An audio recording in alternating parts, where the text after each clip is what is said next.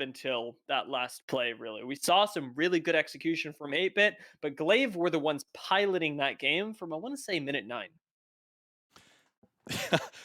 The stream is offline. You like that? It's gonna come back. Yeah. I think we're gonna come back in a moment here.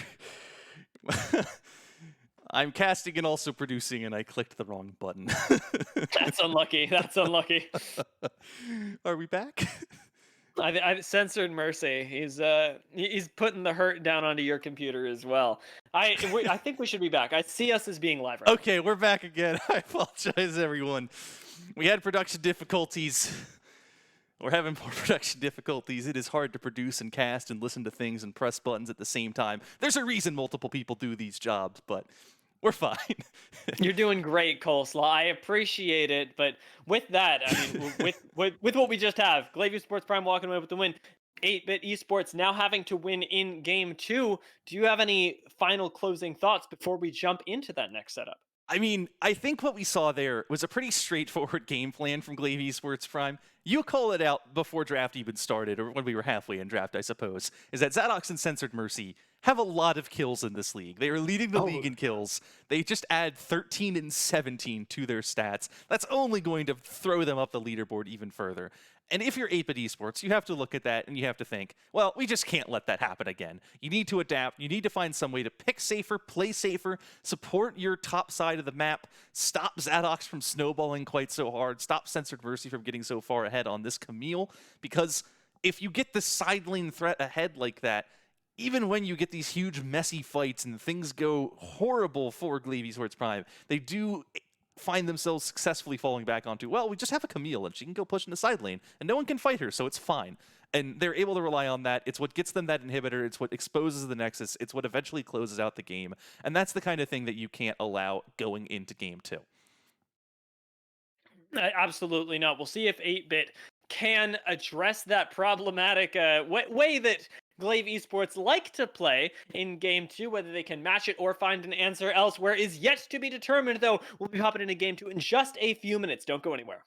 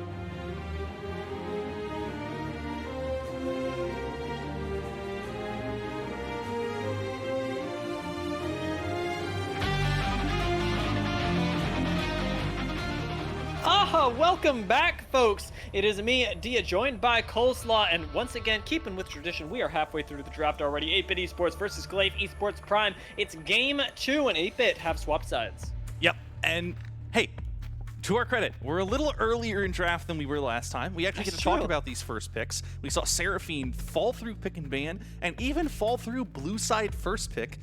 Glaive probably thinking, you just gave that to us. So they snatch it up on red side pick 1.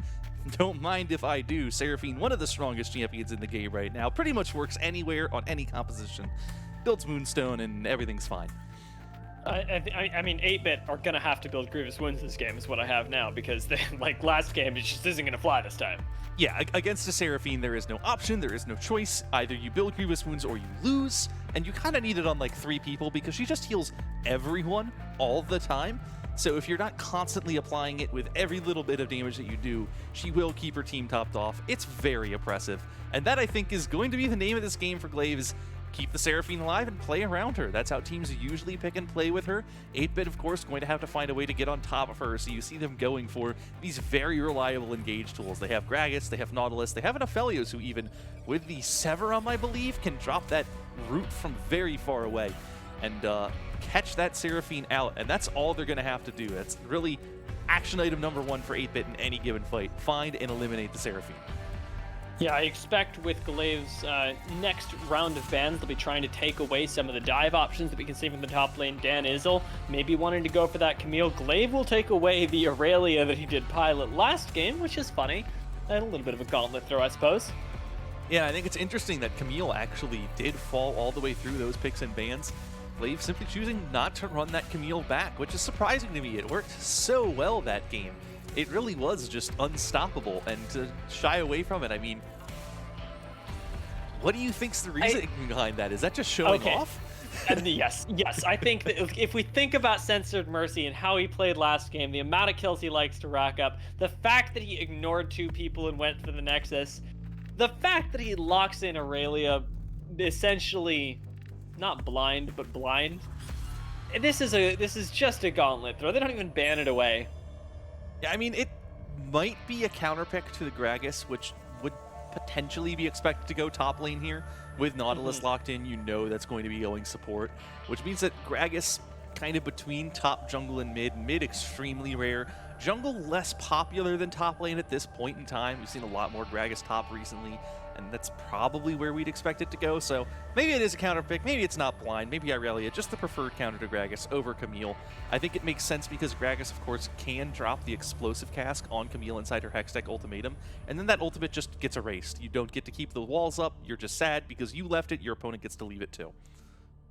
Yeah, Zadox locks himself in yet another early game jungler, so we should see that same amount of action. We presume are on the top side, and now they leave themselves with the option of mid or support last pick. Yeah, and Actually, or top.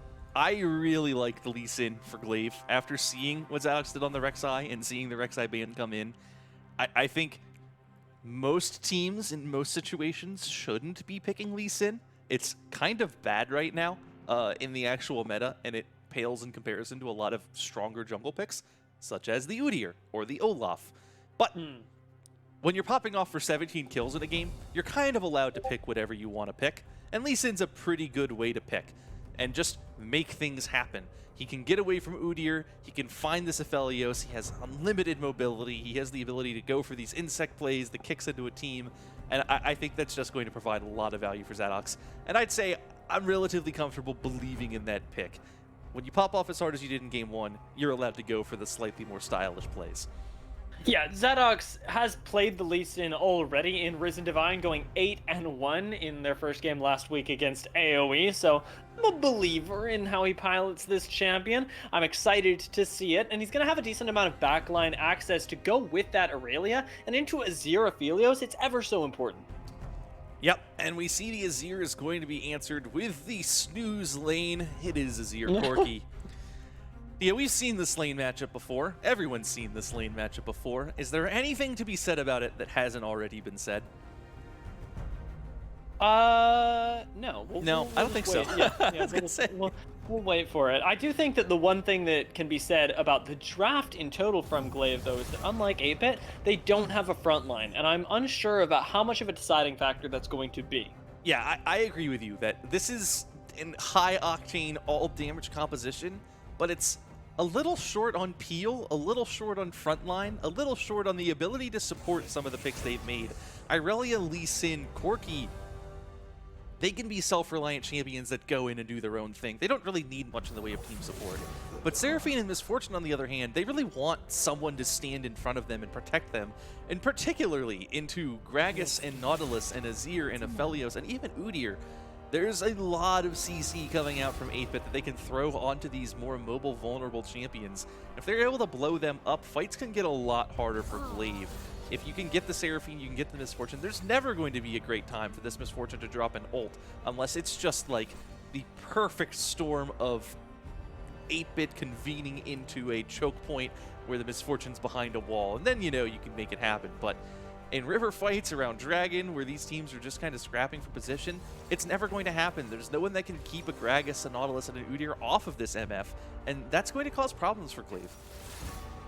It really is. The question comes, you know, when we think about if you're going for this Misfortune, if you're tunneling on the Misfortune, you're losing out on Seraphine. You're letting Aurelia style on your backline. Lee Sin, of course, a huge problem for any squishy champion. Even the Azir having trouble getting away from him. Corki's going to be pumping damage into you the whole time, and it's another one of these multi-threat compositions that we saw a lot like in Game 1, where it feels like there's really no good place to focus if Glaive get ahead, and it is an so important caveat.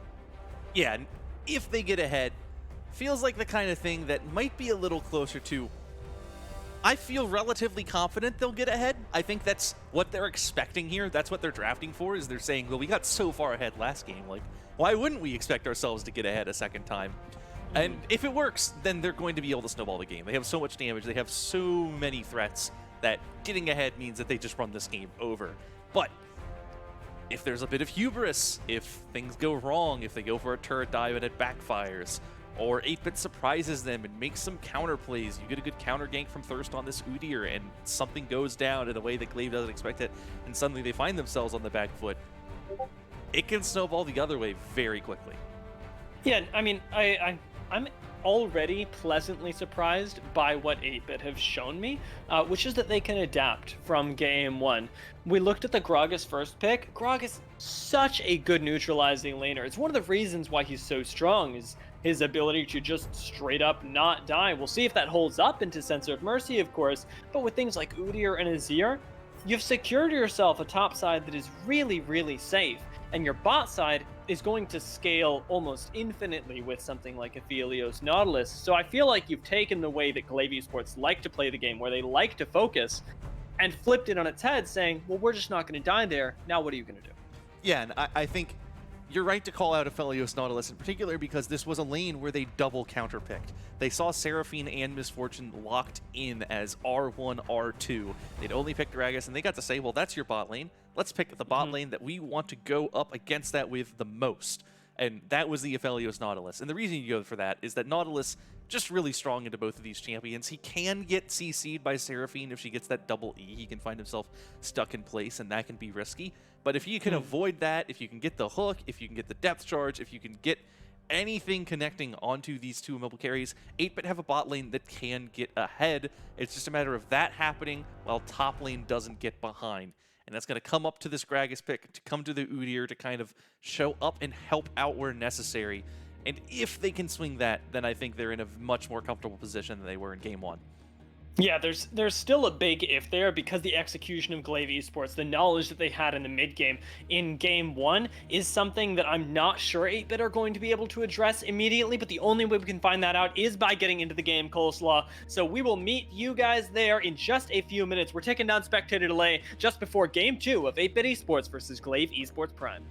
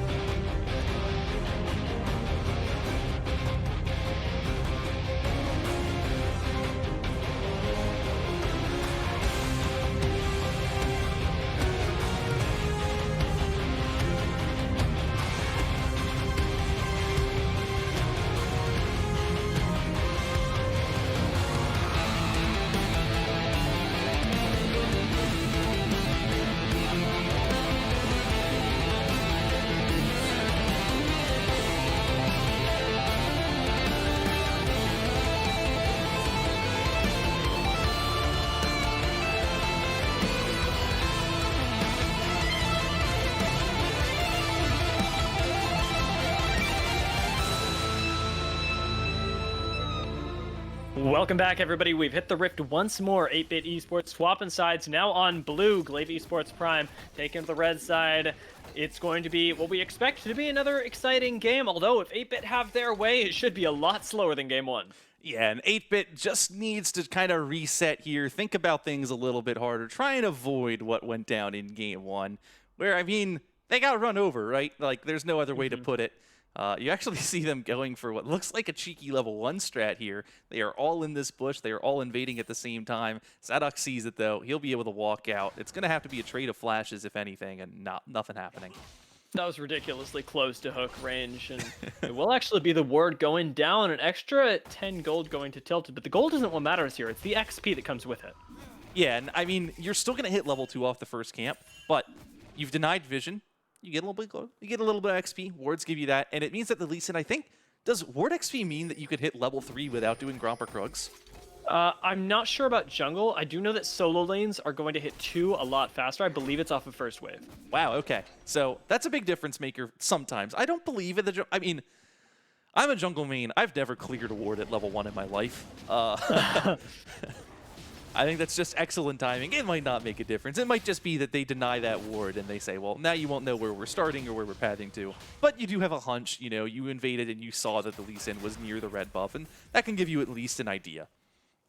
Yeah, and then the reality is that a ward was cleared in response. Calcite goes for a hook in the bot lane, and right now Zadok's going to be spotted on his own pathing here, despite that early ward clear. Darn it all.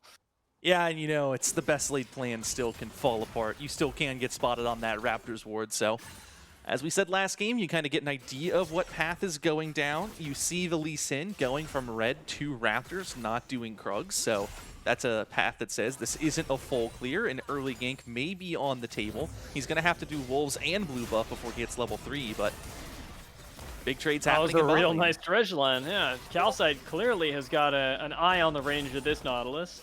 I'm already impressed with the play.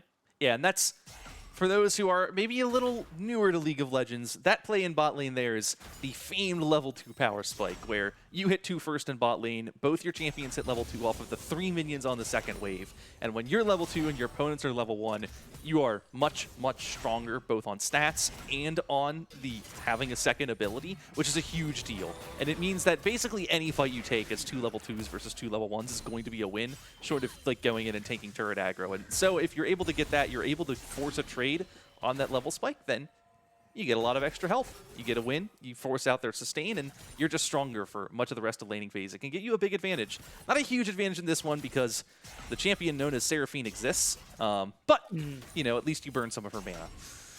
Speaking of advantages, we do have 8-Bit with the initial push, and Thirst wanting to contest for this Scuttle Crab. This could actually be a really big problem as Zadox does not get to run this side of the river, and it's important to note that both of their clears finished at the same time, even though Zadox didn't do a full clear. That's what you've given over. Yep, and Udyr was able to secure that bot crab. It looks like both junglers now doing the very fun play of simply walking it through mid lane. Who cares if they know where you're going? You're walking in, and now it's going to start a little bit of a tussle towards this top crab. You see Thirst a little thirsty for the crab, but it's going to result in a lot of fighting and trading.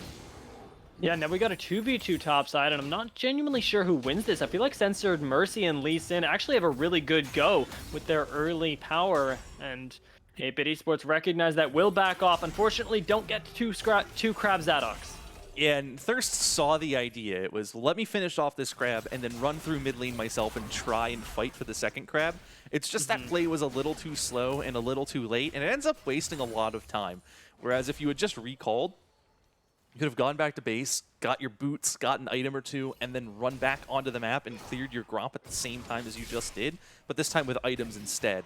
And so trying to greed for that crab does cost them a little bit of tempo. It's not the end of the world, but maybe not the best play. It really wasn't ever going to work.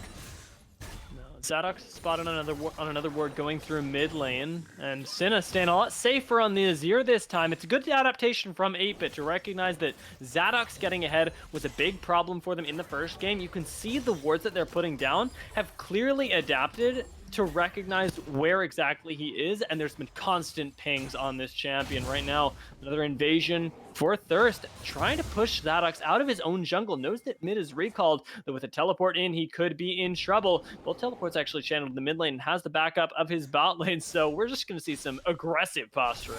Yeah, and you see the ultimate counter to Udyr as a champion, particularly in the early game, is walking in the other direction. And that's what Zadox does, but you can't walk in the other direction when you're getting stunned up. You see him having to dash over the wall, but oh my. That's good ward flash. hop. Ooh, flash over the wall from Calcite. Forces the flash from Zadox, and that's a big cooldown on a Lee Sin. Yeah, flash, one of the key tools that unlocks his ultimate. It's you could use your flash with your ult reposition, send someone flying in the opposite direction. And that's one of the key playmaking tools in the Lee Sin kit. With no flash, there's no availability to do that. It means the combo is going to be a lot slower, a lot less reliable, a lot easier to interrupt. It makes those ganks a lot less potent. And that means that Denizzle and Senna have a little less to worry about. And I think that's a great play from Calcite. Just identifying, if I flash, the Lee Sin has to flash too. That's a trade you take 10 times out of 10. That's totally worth it. It was never going to be a kill, but swapping those flashes is really, really good for 8-bit. I have a technical question when I was prepping for this game. I'm not sure whether it's Denizzle or Dan Izzle. I think it's Dan Izzle. I think it's probably his name is Dan. I don't know this for sure. This is speculation on my part. But I bet it's Dan Izzle, and I bet his name is Dan. All right, we're gonna go for this. We'll ask him after the game. See if we can get some confirmation.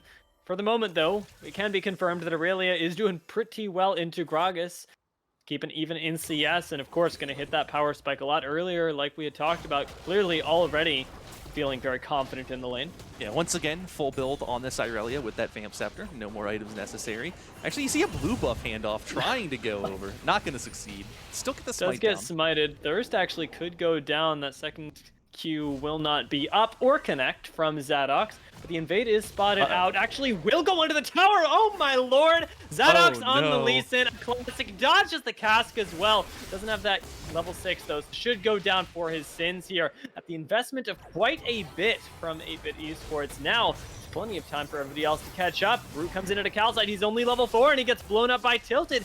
Top side of the map at 7 minutes. Finally gets kills. And it's exactly what Glaive wants. Yeah, both supports in that fight. I was going to say, before Calcite went down, it was actually pretty good for 8-bit, because you saw Thirst able to interrupt the blue buff handoff. They were trying to give that blue buff over to Tilted, but Zadox had to burn the smite just to secure it. And then, if Zadox gets a kill on Thirst, but that kill's traded back onto Senna, the end result is a trade of kills 1-for-1, but the blue buff is on the Azir, and it stays in 8-bit's hands. The only thing you really lost there is the first blood gold, because you gave the kill first, and the blue buff gold. So it's 200 gold swing in favor of Glaive, but the blue buff goes where it should. The issue is that then the Nautilus dies right after, and suddenly it's like, okay, well, that's a 500 gold swing. Maybe not so good anymore. And Glaive come out on top of it, not by a huge amount, but it does give them a little bit of a lead, and kills onto Zadox and Tilted. It's exactly what we want to see if you're Glaive. Those are the right people to have these kills on.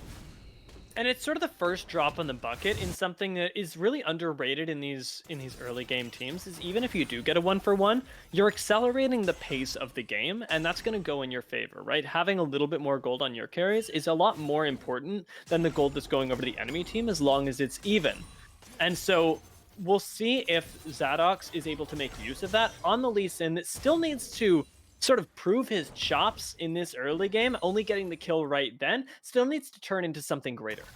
Yeah, you see this Udyr is actually out farming the Lee Sin. Now, that's not a surprise. That's exactly what you expect to happen in an Udyr matchup 9 times out of 10. The Udyr should simply be farming more, but the issue is when the Udyr is able to start turning that into objectives, into kind of crazy objective control. You see him smiting this Rift Herald, chasing down Tilted with the package. Going to have to burn that one. The counterplay is going to be the Dragon here for Zadox on this Lee Sin. Already has that going. Should be going down momentarily. Yeah, Dragon comes pretty easily to them. They try for the double objective, which would have been pretty devastating for 8-bit, but instead will go with the 1-for-1. This time it's 8-bit that's forced into the economy play.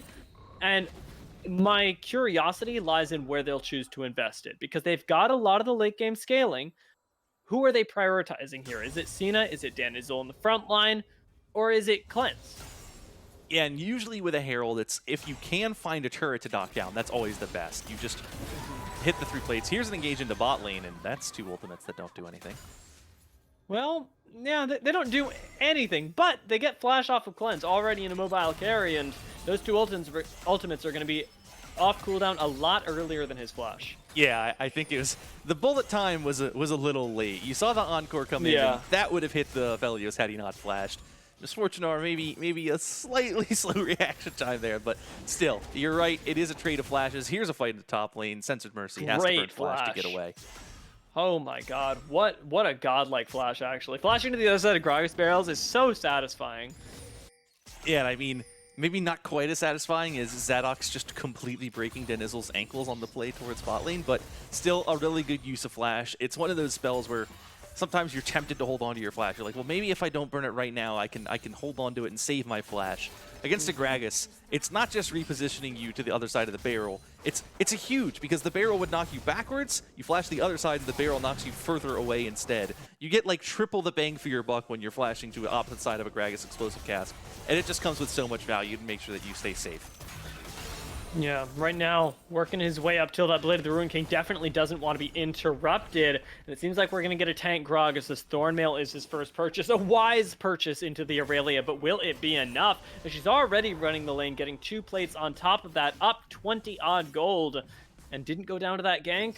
You are putting no effort into getting Censored Mercy ahead as Glaive Esports Prime. It's just happening. Yeah, it's just this lane. I think it's just he has a champion that's really good in this lane. He had the counter pick, and he's showing off that counter pick has worked.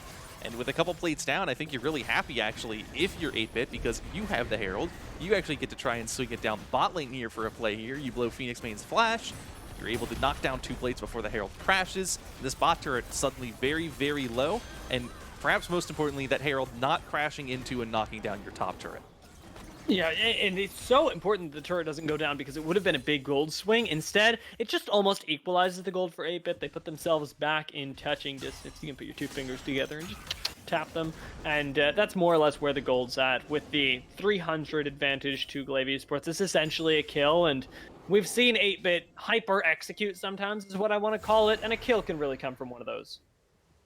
Yeah, you actually see on the top side of the map, because the Udyr is bot lane for so long, you see Censored Mercy actually go in and steal a blue buff. Denizel spots that out, is trying to make him pay for it, and oh no.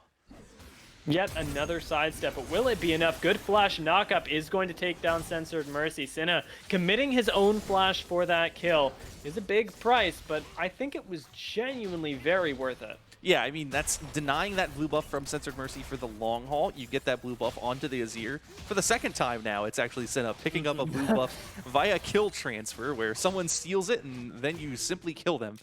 And that's how you get the blue buffs on your Azir in a game of League of Legends, everyone. Just it's like they're suit. Magnetized to him. Yeah. But that's a good punish from 8-bit. They notice that the Aurelia is missing. They notice that the blue buff is up. They realize Aurelia probably in their own jungle, and then they collapse onto it, and they make that play happen. Even with the cask missing, they're able to get that kill. And now Cleanse on the opposite side of the map is dead. Well, yeah, he's very, very dead. But the question is, can they answer it back? Zadox actually is going to get knocked up into the tower, and Denizel is rotated down. This is going to be a return kill onto the Lee Sin, as it will be a 1-for-1 so far. With Phoenix Main still around, though, they should be able to make the most of this. Big package doesn't quite secure a kill, though Calcite should go down at the very last. Yuki Bunny is the one that picks that up, and they make the play worthwhile. Censored Mercy, though, cannot fall here, and he does! Oh, so rough for him. That gives over a little bit of extra gold, although we're getting turret damage. It's not the worst thing, but Glaive Esports Prime do miss the mark by a little bit. Yeah, they go for this dive. They're able to get the kill onto Cleanse as they planned, but it gets a little shaky. They commit, they don't hit their abilities perfectly. You see the package actually knocks both members of 8-bit out of the bullet time from Misfortune, and so you see kind of these two abilities working in perfect discordance, basically, where one saves them from the other. They do still get Calcite, so it's not the end of the world, and Thirst might go down here as well. Yeah, good. Zadox. Oh, he gets the Q as well. Good flash, but it's not enough. Thirst burns down. Yep, and that's the power of Red Smite. You don't have to really worry about those plays, so Thirst flashes over the wall, thinks I'll be safe, and then you get burned down and you go down, and that should, in fact, lead to another dragon for Glaive. You have Smite coming back up on Zadox immediately. You have this Death Timer on Thirst. You have Teleport on your Irelia in top lane, and it's going to be very hard for 8-Bit to contest this. It really is. They do get the turret over the wall, so they get to know what's happening and contribute to taking down the dragon. The steal, though, very, very unlikely. And we're getting a Cloud Soul as the next thing. The next Drake, the next summon, the next soul. Couple, the only soul. It is Cloud Soul. Yeah. Yeah. So we're going to be seeing quite a bit of that. I guess there's a little bit more movement on the map. What's really important is the fact that Cloud Soul doesn't end the game in the same way as some others. Yeah, Cloud Soul, it's nice. Movement speed is a very good stat in League of Legends, but it doesn't win you fights. It lets you get to the fights better, but if you're still the weaker team and you get to the fights faster, then you show up and lose the fight anyway. And that's kind of the weakness of Cloud Soul. It still has similar win rate to the other Souls, but not quite as high. So not ideal for a team that has this early dragon control and is stacking them, but I think if you're Glaive, you take what you can get. A Soul's a Soul. 4 dragons is 4 dragons, and as long as they can keep locking them down, they should be fine, because movement speed makes it much harder for Cleanse to get away, for Senna to reposition, and it's going to make Zadox and Censored Mercy, like, just that much more hard to pin down, that much more mobile, and that can be dangerous. And, you know, with the individual dragons, at least, giving ultimate CDR, it's going to be really useful for people like Yuki Bunny and Phoenix Main, who we already illustrated might have a little bit of a hard time in the later stages. The more often they have those cooldowns up, the more they're going to be able to contribute. And at this stage, they're really going to need to. The game hasn't blown out of control for Glaive Esports Prime like I think they'd kind of hoped that it would. There's only 3 kills on Zadox. There's nothing on Censored Mercy. So I don't think you're really scaling up into a teamfight win condition. They're going to have to make something happen in the mid game, which is a little risky. And here's Thirst on the Herald. And well, goodbye, Tilted. That's just unlucky. Yeah, that's just rough. Zadox doesn't get his way over, but the bullet time doesn't quite finish any bit off. Teleport in should be the end of Calcite. Double up finds him. Cleanse of the wall is just autoing people to death. Censored Mercy, though, is in the pit and cannot be ignored. Denizel should be chased down. Crucially, not secured is this Rift Herald. I'm looking to see who got it right now. Phoenix Main. Actually, Yuki Bunny is the one that picked it up. Yuki Bunny picked it up. I cannot believe they got that. Yeah, I was surprised. I think it was the bullet time that actually last hit the Herald. It must have been. From over the wall. That was kind of that dream scenario we mentioned in draft, is that if the Misfortune can get the enemy team clumped up somewhere and fire that off from over the wall, it's going to provide a ton of value, and that's exactly what happens in that fight. But it is 8-Bit that get a couple kills. They do knock down the mid turret with the tempo that they get on the tail end of that fight. That's basically what you're going to use Herald for anyway, so not a disastrous result for 8-Bit, not a disastrous result for Glaive. I think probably ends up close to even, actually. And even fights, at this point, still accelerating the pace of the game, but now 8-Bit, and once we hit that 20-minute mark, a little bit past, are only going to get more powerful. So the fact that 3 kills went down to Yuki Bunny is probably the best thing that could have happened here. I would have liked to see one on Censored Mercy for the side lane, but this Misfortune is your team fight. It is the thing that you put that on your back until at least Tilted can get a few more items under his belt. It's still that late game scaler. Yeah, and this is one of those things that happens in these games with the scaling, is that early game, the kill trades result in accelerated mid-game power spikes for these early game champions. But once you're at 20 minutes, champions are at level 11, 12, scaling into late game, trades of kills suddenly start buying time. They start making sure that like the late game champions start getting their items, and that can cause a problem. Really can, especially if you are Glaive Esports Prime, who we're, I expect, hoping to have a much more convincing show in the early game than they have so far. Now we're going to need to fight tooth and nail over what we expect to be these dragons, because nothing else has really been working out for them outside of these objective fights. Yeah, I think you're right. I think they've been able to pick up some objectives. They've been able to knock down some turrets. But it's really just going to be, I mean, that's what happens in League of Legends these days, is everyone just gets around the dragon and try, oh gosh. Oh god, that's a huge root, and the bullet time is gonna melt, folks. Dan Izzo goes down. Cleanse literally can't play the game anymore. They're gonna be forced out, and it's 19 seconds to drag. And did I say objective fights? I think I meant Slaughter's. Thirst, though, is going for the kill, and you found your way onto the Seraphine. Gets shuffled back in, does Tilted, and Phoenix Main is gonna get focused down. And Slaughter's was certainly what I meant, as this game is nothing but Censored Mercy looking for Calcite right now. Doesn't quite have the damage, doesn't have it to take down Cleanse, that's for sure. Red, White, do not fight Yuki, but he's not going to be allowed to play the game either. But Zadox is trying his best to clean this back up. Doesn't quite have the ability to take down both Cleanse and Thirst, though, so he's going to opt to run away. Not sure what he's going to be able to do with this. Does still have the Gore Drinker cooldown, crucially, but the Dragon is available, and 8-Bit will just go for that. And I'm just amazed that Cleanse was able to survive. You saw the just chain CC of dreams with the Encore into the bullet time, hitting up 2 members of 8-Bit, and then, despite... Well, Cleanse lives, for starters, and then after they lose one, they actually turn it around and win the fight anyway, and goodbye Thirst, and goodbye Cleanse too, I think. He's probably going to go down here. Walks back in, gets exhausted. Certainly should. It's a Why good are we belly fighting? bump. Zadox, by the way, is still alive, which is actually huge, but Senna teleporting in is even bigger, because he's going to be able to take down Phoenix Main. We're just funneling in one by one right now. Glaive Esports have to make something work finally. They do get a stun onto Senna, take down the support. Senna so ridiculously low, should end up going down, as Zadox and Tilted are still on the chase. They are so ridiculously bloodthirsty in this game, but I think it should be all the kills done. Maybe? Dragon gets secured. Yeah. Tilted gonna look for it. We see the Baron getting started up. And I really, like, why are we fighting there? Why is anyone fighting there? I don't understand. Unless you think you're certain to win that one. That's just a messy after the objective fight where you see everyone funneling in once at a time. The Seraphine dies. No. The Felios dies. And here comes Thirst, just gonna pick up Censored Mercy. Oh, that's so boy, big, have him we going down, descended. but Phoenix Main gets to be in the backline one more time. Fortunately, no more kills going to come through, but I mean, you said a kill a minute. We have got a kill a minute. Do we want to talk about the Moonlight Vigil just whiffing? Because the Moonlight Vigil just whiffed.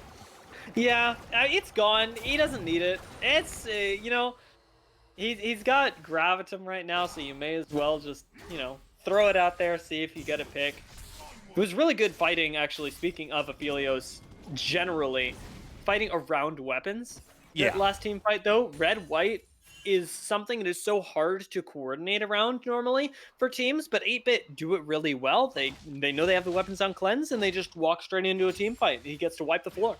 Yeah, you see it. It was just the Aphelios healing and pumping out insane amounts of DPS. Cleanse got taken so low from that initial combo, healed right up off of Censored Mercy, was able to melt Zadox down to like 300 HP in a couple seconds. You're kind of sitting there thinking, like, what is this Aphelios champion? What does he do? And the answer is, well, you know, he's on his 2 strongest guns that he can have at once for a team fight situation, and you played right into it, and it didn't go your way. And I think 8-Bit knew that. I think that's why, despite losing Calcite at the very start of that fight, they said, you know what? This is fine. We win this anyway. We go for the fight anyway. We win the fight anyway. Or it might have been... Who was it that went down? Was it Denizzle that went? Someone went down at the start of the fight, and they didn't care. They won the fight anyway. They get the dragon. They stop the soul timer. That's huge for them. I'm actually leaning more. I know this is a total tangent, but I'm leaning more towards like it's Denizzle. You know, I don't know. You know what? I keep thinking about it because I keep saying his name. It rolls off the tongue better when you say Denizzle. Yeah. It's kind of like, it vibes the same as the words the bee's knees. It's a good way of putting it. Yeah, I do know what you're saying. I'm here for that. I think I'm on board with that. You know what? Either way, I think it can't be that wrong. And uh-oh, Calcite. Calcite actually could go down. He's pretty, well, not tanky. Squishy is the word that I'm looking for. But fortunately, he does have a lot of wards, and he's secured vision control around the Baron, something that 8-Bit Esports are going to really value.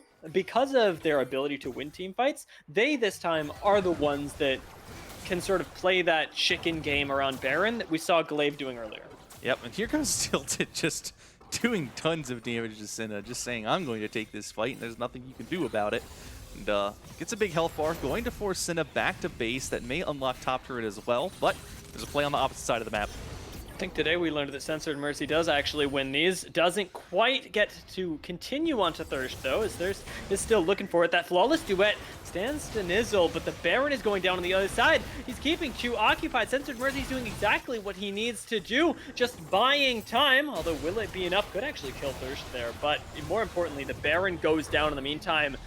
Really, really prime play from Glaive Esports Prime. And they walk away with the Baron off of great macro. Yeah, and I mean, the question you have to ask is, what is Udyr doing in bot lane with Baron up at 25 minutes?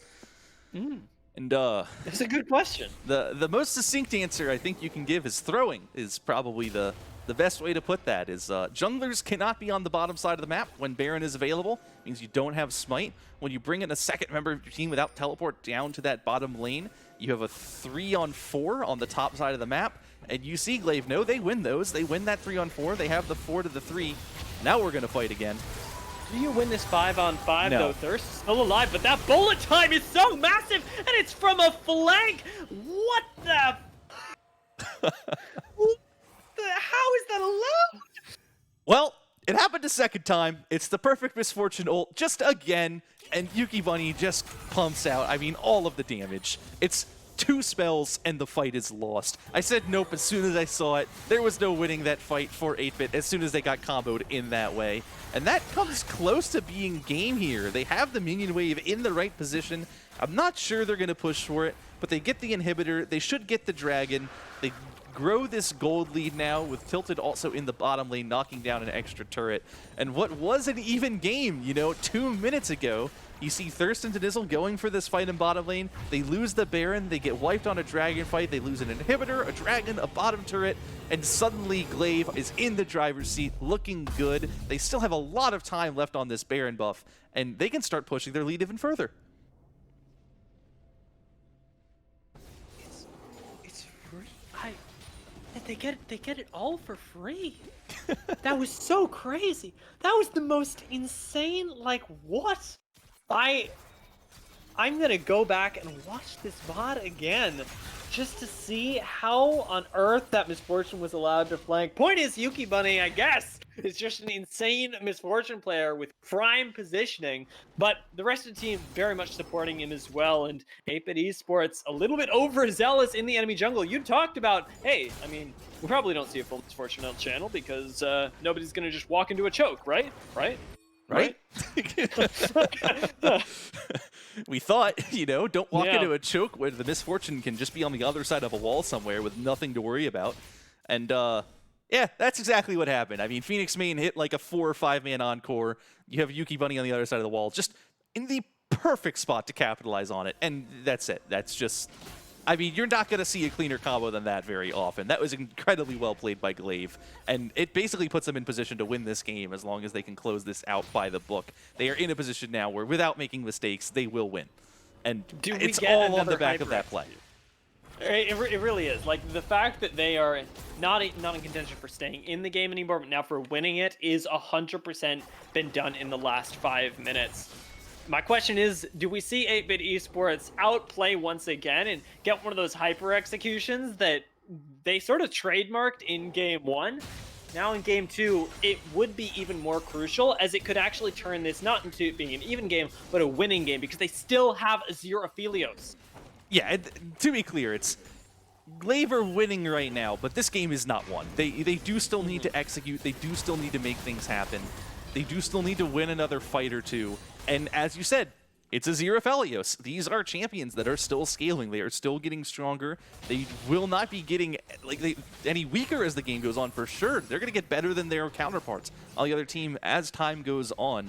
And if they can find a fight, if they can find a wombo of their own, they can launch themselves right back into this game. So it's not over. It's not done. It's just a lot harder than it was before Thirst chased Censored Mercy in bot lane for 2 minutes straight. Yeah, that it certainly is. The thing that I want to keep in mind as well as we get later into the game, if we do see team fights start turning, and we do see 8-Bit starting to win them, Glaive Esports are a privileged team in the sense that they've got a whole nother win condition, and that is the split push. If you can 1-3-1, there's not really a whole lot that NB can do to answer both Censored Mercy and Tilted. Yeah, and on top of that, I think I'd extend that and also say they have a win condition of an extended fight.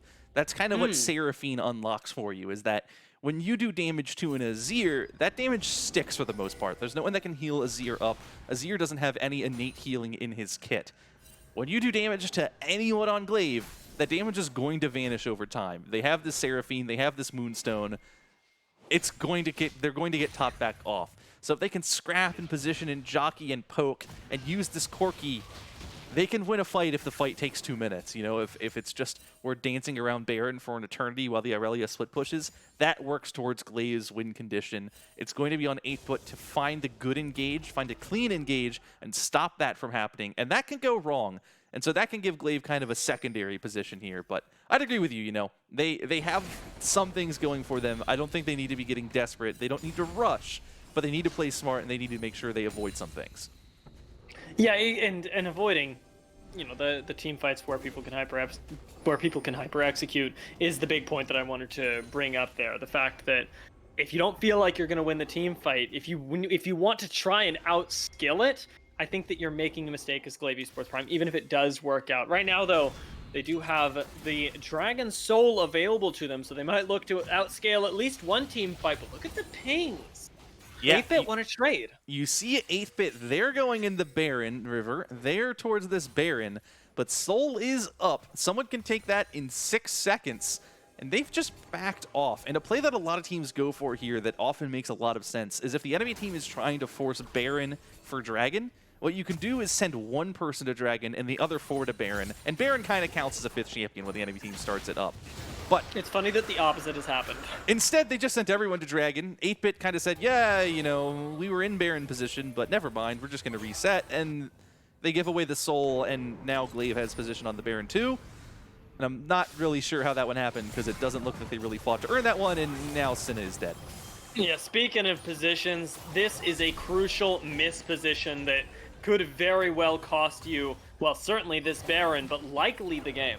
Yeah, that means that the Baron is uncontestable. You only really have 2 damage sources on 8-bit, so when one of them goes down, the fight is lost. There's nothing that can be done. The Azir was so crucial to contesting this objective, and now 8-bit find themselves surrendering the Dragon Soul for free and then giving up a Baron, and Glaive grow this lead. Now they're moving fast, and they have a Baron to push with, and that can make this game that much sketchier for 8-bit. And you already see Yuki Bunny in top lane trying to push down this wave. There's an inhibitor in mid lane that they're going to need to knock down. And there's actually a wave already in position in bot lane that you see Censored Mercy teleporting to, maybe looking for a flank onto Thirst.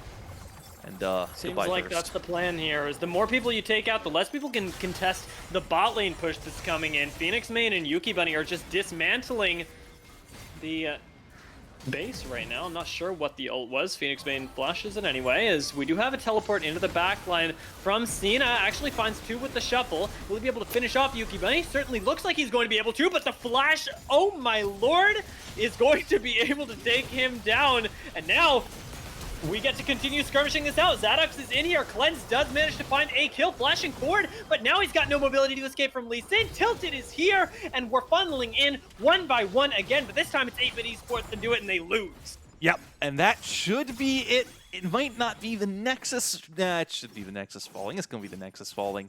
Thirst and Calcite, both going to be up in time to try and say something about this, but it's against an Irelia, a Corki, and a Lee Sin. If nothing else, they're going to get triple inhib, but it's probably close to game, and I think you have to credit Yuki Bunny once again for that fight. You saw Phoenix Main getting picked off. The Azir had an excellent teleport behind to flank that play, but it just wasn't quite enough. It wasn't there to make it happen, and it ends up costing them the fight. It ends up costing them their base. It ends up costing them the game and the series. And Glaive Esports Prime going to end up in first place in this group. And what a great way to do it. We get 2 games in 2 totally different styles.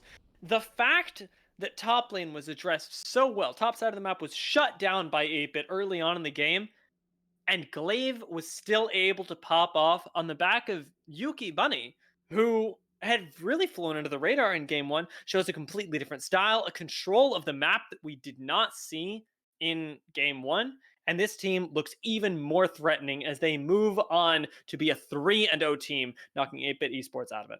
Yeah, I think it was just fun for them because game one was the Zadox and Censored Mercy show. There was nothing that stopped them in that game aside from sometimes their excessive recklessness. And Mm. then come game two, we actually see Tilted and Yuki Bunny pulling out the showstoppers. Phoenix Main hitting the encores to combo with the bullet times to win them this game and win them the fight. 8-bit adapted. They went for Censored Mercy. They tried to keep him down. They succeeded. They were able to stop this Irelia from getting out of control. Censored Mercy wasn't really the main player in that game.